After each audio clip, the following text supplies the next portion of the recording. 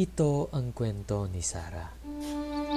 Isang inang handang gawin ang lahat para sa kanyang anak. Ngunit hanggang saan ang kaya niyang isakripisyo para sa pagmamahal?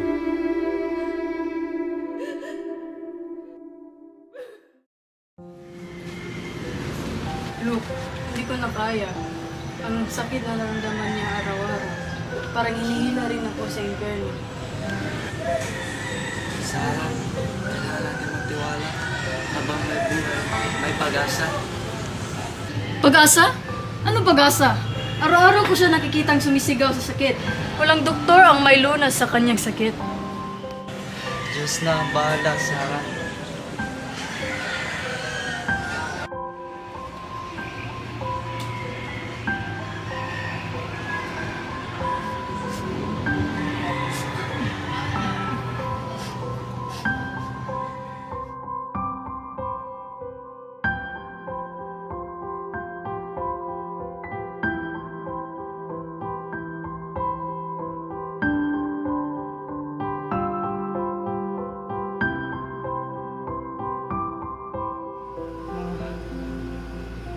Na gusto ko na pong matulog ng matagal.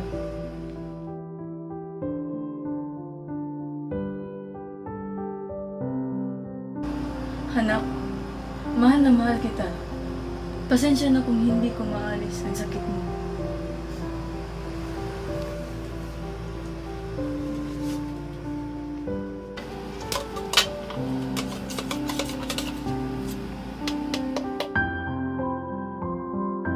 O anak, inumin mo muna to.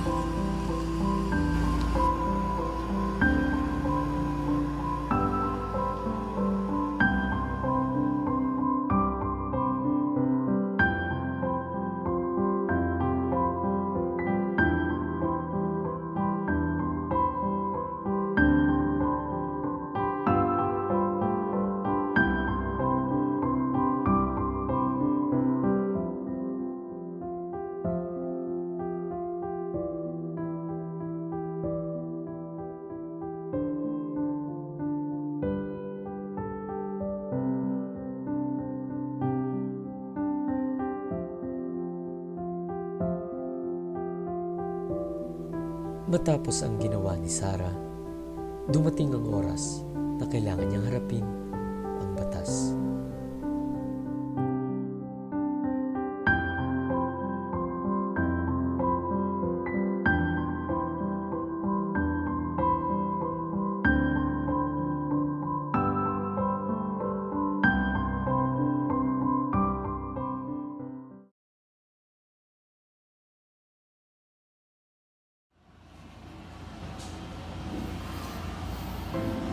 Sarah, ang ginawa mo ba ay mula sa pagmamahal o krimen laban sa buhay?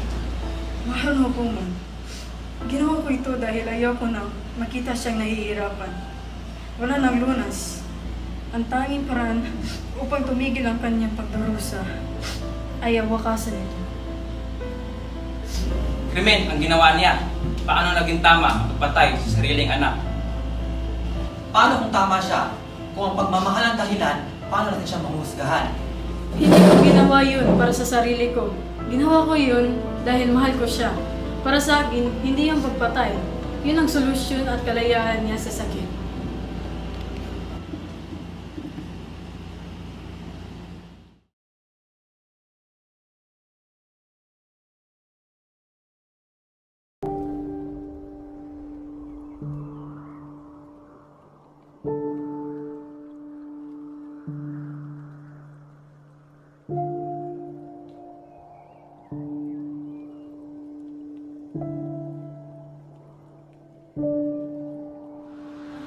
Patawarin mo ako. Hindi ko alam kung tama ba ang ginawa ko. Pero ginawa ko yun dahil mahal ko ang anak ko. Hindi ko kaya ang sakit niya.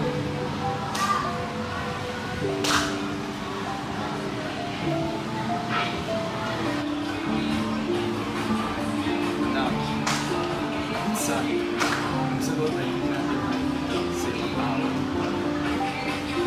Kapatawaran, ang hinahanap mo ay lagi mo lang sa sarili. Kahit ang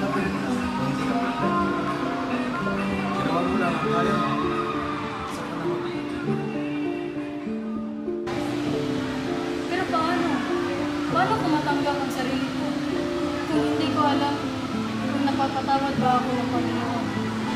Anak, mahal ka ng Diyos. Ang pagmamahal niya ay mas malawak kaysa sa kahit anong pagkakamali. Hanapin mo siya sa puso mo.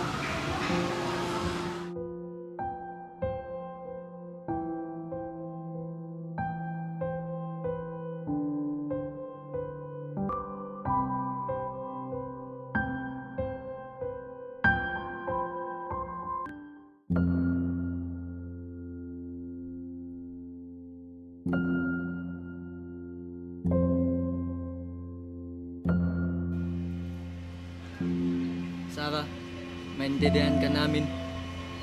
Hindi madali ang pinagdaanan mo.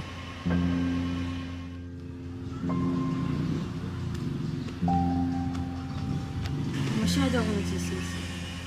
Pero natutunan kong tanggapin na hindi ko mababago ang lahat. Ginagawa ko yun dahil mahal na mahal ko siya. Ngayon, natutunan kong patawarin ang aking sarili, kahit mahirap. Hindi ka nag-iisa. Lagi kang may kasama sa laban na ito.